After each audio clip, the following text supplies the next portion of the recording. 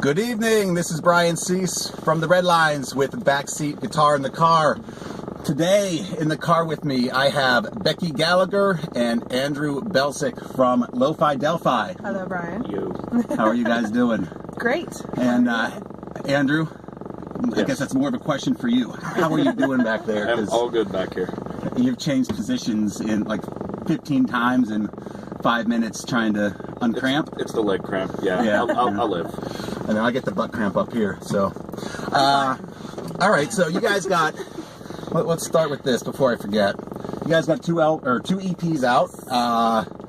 We got Victory and the latest one, which is Always the Quiet Ones, which I am told. I don't know if it was in a recent text or a previous text when we were talking after we met online, sort of, through a mutual friend. You were caught rocking out at a Redline set at Rant. And then later on, turned out a friend of ours said, hey, my friend, turns out my friend thought you guys were pretty cool at Rant, and longer story, but anyway, so I always like to check those people out because I was wondering who the girl was kind of rocking out that I didn't know. I thought maybe you came with, that you were friends with the bass player and he didn't know who you were, so then it was weird that it turned out that you were a mutual friend, and you actually are from Butler, which is where I live, so anyway, you mentioned in one of these conversations that the new EP is a departure, so to speak, from the sound is departure from the last one. Yes. Which, when we decided we were going to do this today, I was listening to both of them, and I see what you're saying. However, I could still listen to them both and say I can definitely see how this is the same band. Aside from the fact that it's the same person singing. Yeah. But so. Was it something you guys planned, or was it just like natural progression that happened, or was it a plan all along that here's kind of the avenues the band wants to explore and we'll get there eventually? Like, what happened? The biggest thing that happened was we got a different guitar player. Oh, well, that'll do it. Yeah, so that was pretty much the biggest difference between the two. Andy, our new guitar player, is... I'm trying to think of how would you describe his changing our sound? I just think he brought an additional richness to it. Like I know what you say a lot in this band, Beck, is like before you were always kind of like the one like holding it down all the time. So you had to really, really, really focus on piano playing, and vocals were just kind of like another thing. Whereas like now, like Andy can add a lot of texture and color from a guitar standpoint. Like we joke around with him all the time because he's been in a lot of other bands. He's like, oh, you guys actually expect me to like play guitar in this band, like riffs and stuff. And I see that for sure. I mean, it's in this song especially that we're gonna do, Goodbye. It's very dreamy. Yeah. And it's the richness and like that. I can definitely. Yeah, and he does a good job with textures and stuff. Like he has some cool pedals and things. And, good job, Andy. Yeah. Good job, Andy. And for Beck, I think what that allows her to do is, focus more on vocal melody and stuff, and be able to be more cognizant with that stuff because it's not just kind of her holding a song down. Right. And then Tyler and I try to do what we can with the rhythm section too. Cool. So what are some of the influences that, as a unit, Lofi Delphi has? They're kind of all over the place. That I guess contribute to this band, we'll say.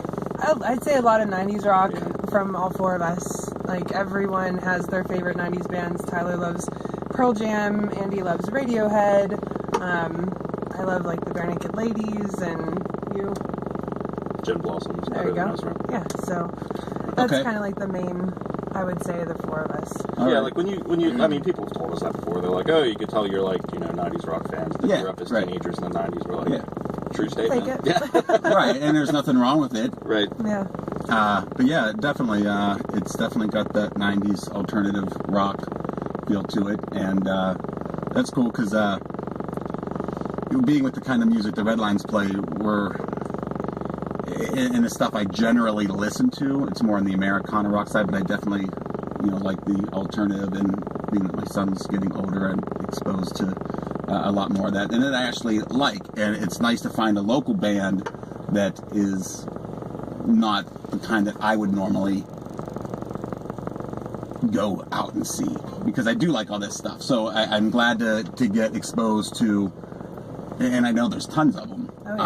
That I just got to get out there because I want to get my son out there to see some local bands. Yeah. And, he needs to So Lofi Delphi is one I hopefully, that he gets into and can possibly get exposed to others through that. Oh, yeah, I mean, I think we all, like, we try to do what we can from, like, a musician standpoint, artist, but, like, all four of us have, like, pop sensibilities, so it's all kind of, like, we want to have fun and do our thing as musicians, but, like, we're all very cognizant all the time of, like, serving the song and being melody driven and things like that, and based upon the stuff we just talked about, I think it allows Becky to do that more, vocally now and make things more vocally driven. Yeah, and who needs to step up and who needs to step back in different parts of the songs too.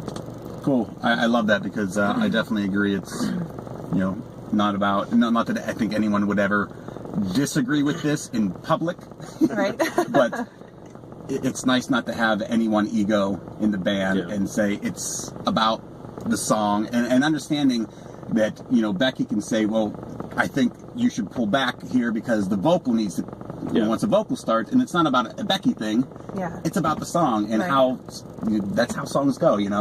Once the vocal starts, like that should be everyone's main focal point is that vocal, and then as same goes, when the guitar solo comes or whatever, if there's a guitar solo in the song, everyone else has got to pull back a little bit. And let it shine. Exactly. Yeah. You gotta play for the song, and that's definitely what you guys sound like you're attempting to do here. Okay, so we have a song that we're gonna play from the Always the Quiet Ones EP, and it's called Goodbye. Do you want to comment a little bit on lyrically about that? Yeah, this song was written in 2012, I think, like way before we were even back in Pittsburgh because we were living in Charlotte at the time. And I should just interject real quick here. Just the we is you and Andrew as you are husband and wife. Yes, so we are. I forget to say that sometimes. But yeah, so I was just trying to get into the habit of writing again because I had been out of writing for a while, and I normally play piano in the band, so I picked up a guitar and was just kind of like messing around on power chords because he was teaching me some, and I came up with this melody and this song. Typically, again, don't write on guitar, but I really liked it, and then after we were playing with lo-fi for a while, I brought it up to everyone and they liked it, so we went with it and kind of built on it from there. Cool. All right, so here we go. Goodbye by Lofi Delphi. Oh yeah, I was going to start this, huh? Yep.